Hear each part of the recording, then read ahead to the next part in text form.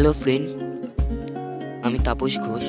আজকে আমি আপনাদেরকে দেখাবো যে আপনারা কিভাবে আপনাদের মোবাইলে সেভ করা ওয়াইফাই পাসওয়ার্ড দেখতে পারবেন।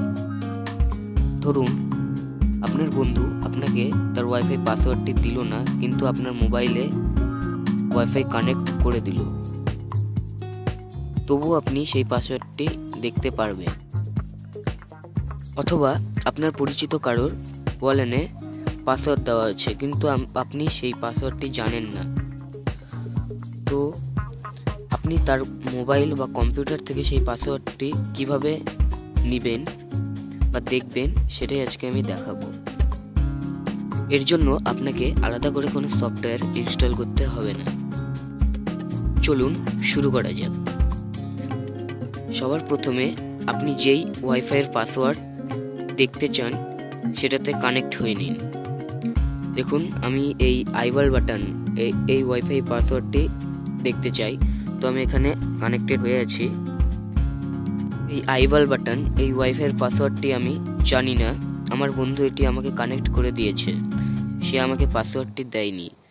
তো আমি কিভাবে সেই পাসওয়ার্ডটি এখন দেখব সেটাই আমি আজ আপনাদেরকে দেখাবো। এই জন্য আপনি আপনার মোবাইল থেকে যে কোনো একটি ব্রাউজার ওপেন করুন। আমি এখানে এই ইউসি ব্রাউজার ওপেন করছি। দেখুন, এই ইউসি ব্রাউজার, তারপর অ্যাড্রেস বারে ক্লিক করে সেখানে টাইপ করুন 192.168.1.1, তারপর সার্চ দিন। দেখুন ফ্রেন্ড, এখানে একটি পেজ খুলে গেছে। এখান থেকে আপনি সবার উপরে দেখুন ওয়্যারলেস সেটিংস, এখানে ক্লিক করুন।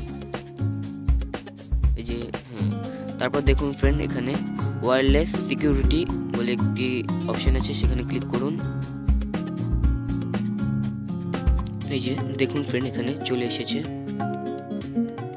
বন্ধুরা, এই যে এখানে দেখুন ওয়াইফাইয়ের নাম, আর এই যে নিচে দেখুন কি, এখানে পাসওয়ার্ডটি দেখা যাচ্ছে।